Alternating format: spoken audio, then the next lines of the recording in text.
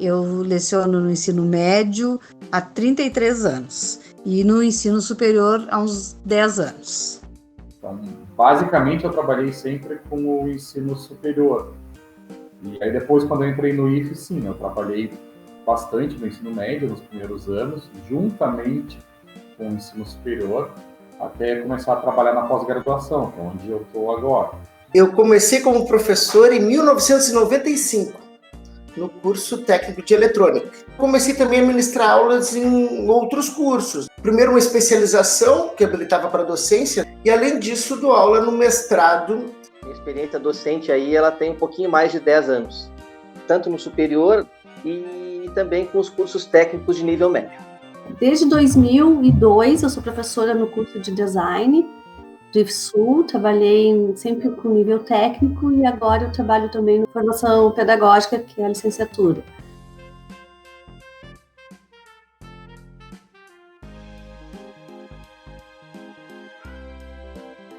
Principalmente eu uso exposição oral dialogada.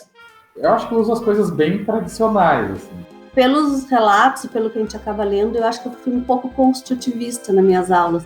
Porque eu sempre trabalhei buscando que os alunos aprendessem softwares, aplicando no contexto da realidade deles. Eu tento usar um pouco de cada coisa. Por exemplo, eu até gosto da sala de aula invertida. Eu gosto de deixar, às vezes, dependendo se eu pego uma turma que os alunos são de uma idade maiorzinha, aí eles conseguem fazer algumas coisas de forma invertida. Nas aulas presenciais, eu costumo usar uma metodologia, eu diria, mais tradicional, né? Eles olham as tarefas, os conteúdos e depois já vem para a aula só com as perguntas. Trabalho a parte teórica com os estudantes, assim, de maneira preliminar, depois apresento alguns desafios, alguns exercícios. E distribuo os alunos no decorrer do tempo num tipo diferenciado de seminário, que na verdade eles são debatedores do texto. Quando eles são mais jovens, tipo primeiro semestre, segundo semestre, aí eu não consigo. Aí eu acho que eu vou mais no tradicional. E na medida do possível, procuro fazer algumas inserções assim, de recursos tecnológicos, alguns aplicativos que possibilitem uma aprendizagem mais consistente de determinados tópicos.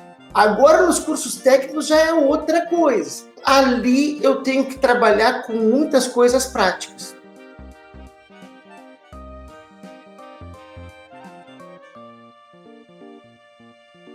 Como professor, eu nunca tinha atuado nessa modalidade. Eu atuei como monitor no curso de matemática à distância da UFPEL. Não. O máximo de coisas remotas que eu participava era de bancas, às vezes, e às vezes em alguns eventos, né, à distância, umas palestras, alguma coisa assim. Eu já trabalhava no curso de licenciatura de matemática à distância da UFPEL, então eu elaborei a disciplina junto com uma professora, eu dei as aulas, gravei os vídeos, eu achei bem tranquilo. Eu tinha trabalhado como tutor na graduação de matemática à distância. Eu tive uma experiência como tutora numa especialização que tem em mídias na educação, mas foi bem no início, era basicamente só dar um apoio. E depois, no meu mestrado, eu fiz uma experiência usando o uso do Moodle numa disciplina da Faculdade de Arquitetura e usando o mundo virtual numa disciplina aqui do design de móveis, que era na época.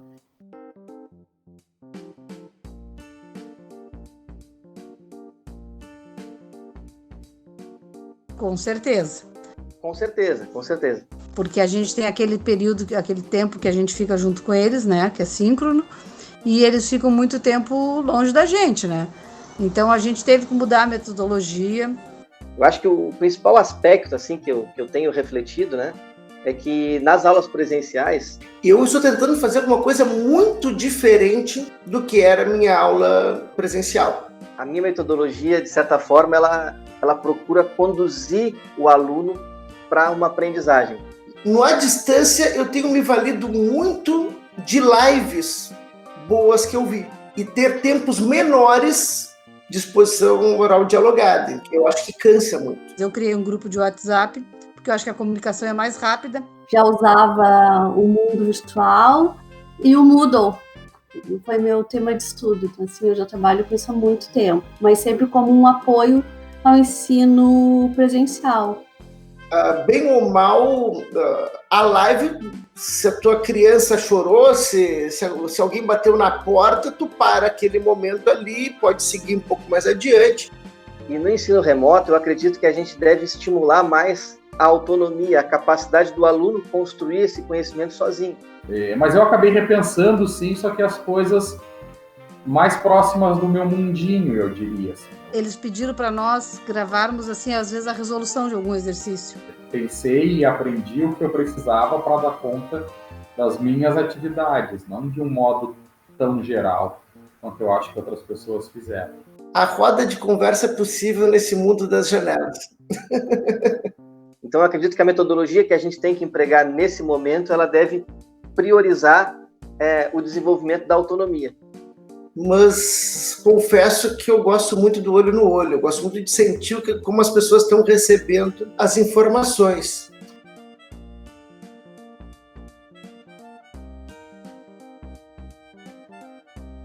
A dificuldade de ter vontade para fazer desse modo, que tira um pouco do gosto que a gente tem de dar aula, do processo pessoal, né?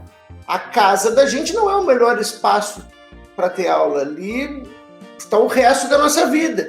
E que é muito ruim, tanto para a construção de conhecimento, como para as relações entre as pessoas na casa. Na sala de aula a gente chega perto, a gente pode falar com um individualmente. Aquelas câmeras fechadas nas aulas me incomodam bastante, assim, me deixam um pouco sem chão. Achei que ia ser mais difícil do que está sendo. E como eu sou tecnológica, eu não me sinto dificuldade. Uma dificuldade que eu enfrentei foi essa questão da organização mesmo, da minha rotina familiar para poder trabalhar e fazer as ofertas de maneira adequada.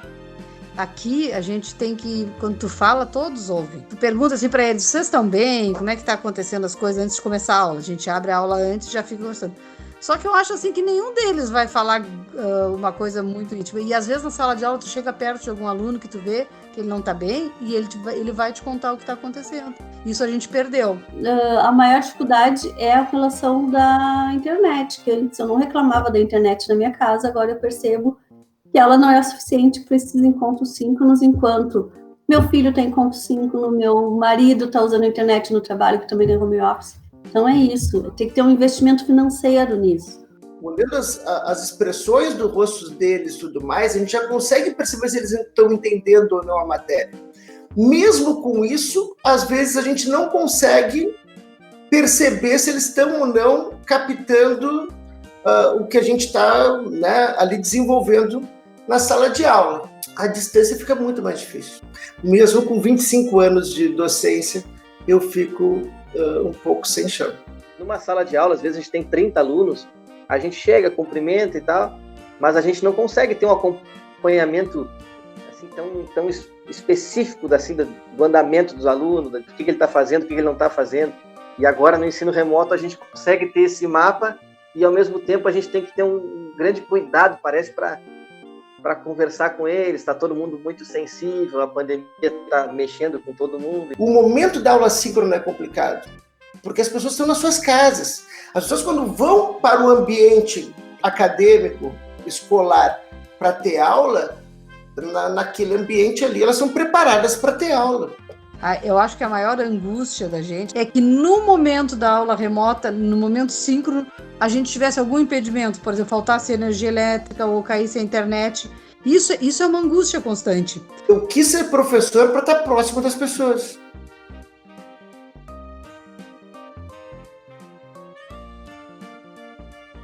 vejo que uns tiram a dúvida dos outros. Eles estão trabalhando muito em colaboração, uns ajudando os outros. Eu acho que isso aí vai ser uma coisa bem boa para nós, para quando nós voltarmos para o presencial, eles terem conseguido se ajudar, né? Aprendizado de novos recursos de ensino remoto acelerou esse processo, né? Na verdade, nós fomos obrigados a aprender coisas novas. Então, eu acho que eles estão muito solidários. Eu não esperava que fosse tão assim. Mas tem alguns problemas que, assim, ó, eu tô tendo que criar. Por exemplo, tirar foto da calculadora do celular, como é que eu faço a inserção dos dados. A gente aprendeu a mexer em alguns programas, comprou alguns equipamentos. São 3 semanas que nós estamos trabalhando de remoto recém. São coisas que estão me aparecendo e que eu estou tendo que criar essas estratégias de foto de calculadora ou de calculadora de celular, por exemplo. O pessoal está gostando muito, está elogiando, porque a gente tem feito aula assim como eu faço vídeo, deixo para eles, e eles estão felizes, estão aprendendo a usar as ferramentas que vão ter que depois usar nos seus estágios.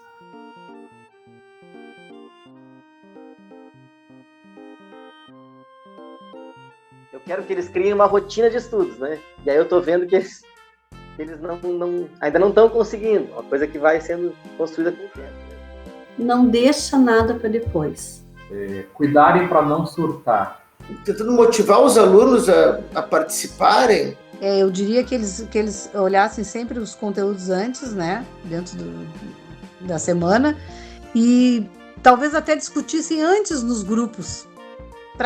Para que não chegasse na aula síncrona com muitas dúvidas. Tentando dar liberdade a ele para perguntarem e tudo mais, coisa que já é difícil em sala de aula, que eles podem de cantinho te chamar. Agora, quando tem que chamar a atenção de todo mundo numa sala, é muito mais difícil. Porque daí eu acho que eles aproveitariam melhor aquele momento. E nunca gravem só no computador, nunca gravem só na nuvem. Tem que ter sempre uma segurança. Então, isso é uma coisa que eu penso bastante. Para ter sucesso assim, nesse tipo de ensino é tu ter disciplina, organização assim, e criar uma rotina.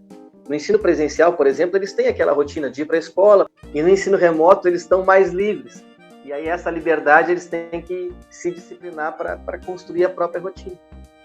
Façam o melhor possível, né? Que se dediquem de acordo com as suas demandas, mas que prezem pela sua saúde mental nesse momento.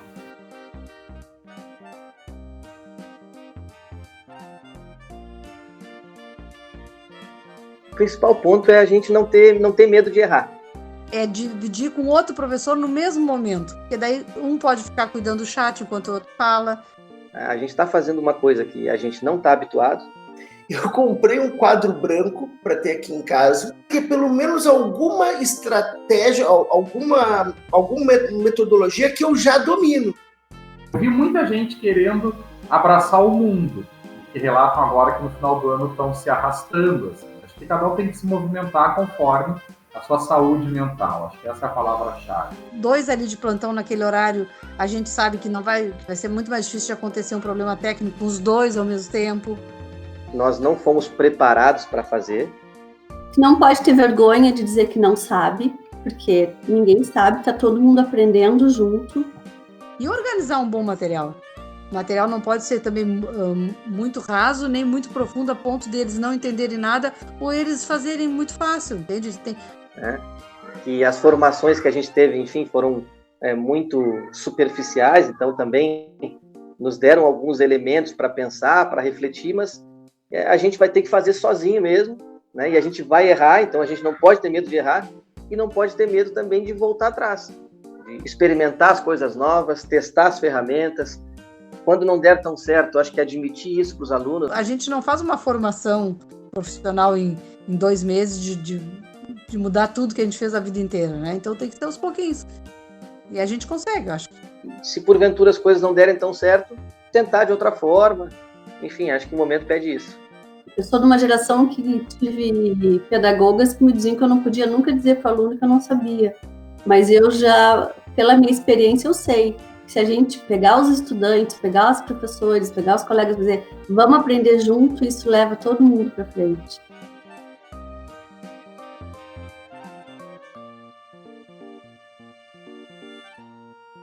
Mas as coisas que eu vejo muito positivas, que eu acho que eles deveriam manter para o próximo semestre, ou para o próximo ano, o ensino remoto. O meu medo é que algumas coisas que a contingência pandêmica nos trazem acabem virando regra.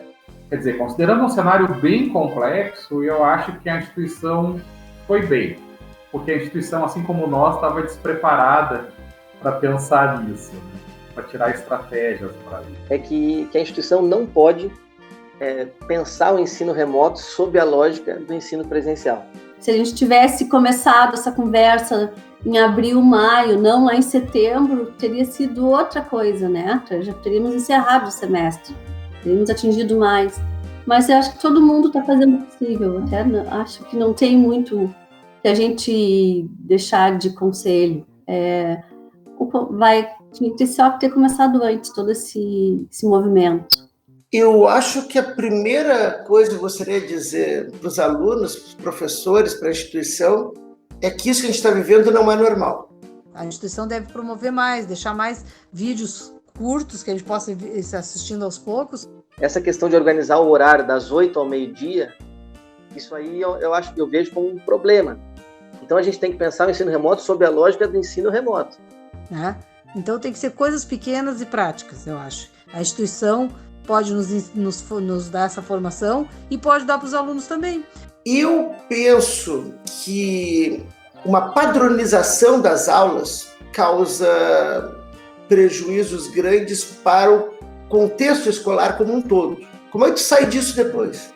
Quem convence o professor a ter um retrabalho depois?